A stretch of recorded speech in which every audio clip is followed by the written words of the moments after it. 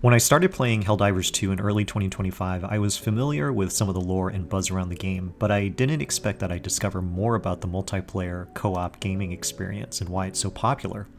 Helldivers 2 became one of the more well-known games that I started playing regularly and creating content around its universe. The online community itself has become a big welcome surprise to me, as I love the memes and quirky, sometimes sarcastic camaraderie that comes with being a dedicated Helldiver fighting for democracy and Super Earth. It finally clicked in my head one day when I was diving in a level 10 Super Helldive mission.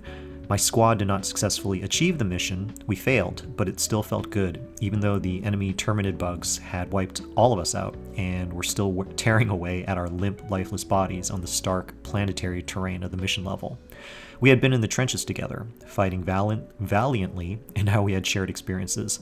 I think that our hunger and desire for the shared storytelling experience is what co-op games like Helldivers 2 satisfies.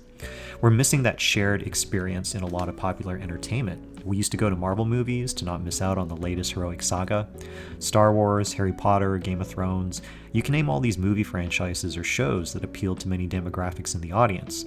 But now it feels like we're atomizing to smaller audiences with specific stories. I think co-op gaming satisfies that itch.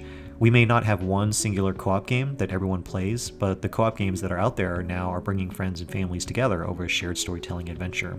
I'm reminded of how popular the indie game Peak has become, and it's just you and 3 other friends climbing a mountain and laughing at each other as you fall down from a slippery slope. At the time of this recording, Jump Space just released, and Arc Raiders is another co-op extraction game that holds a lot of promise.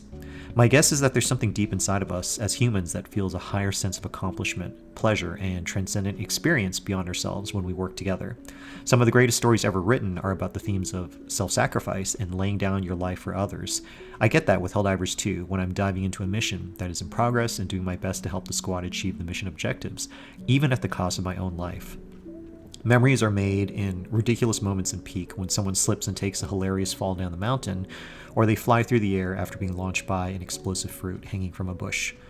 Co-op gaming forms these unique social connections between players through a shared experience that we can't find in that shape and form anywhere else in the world.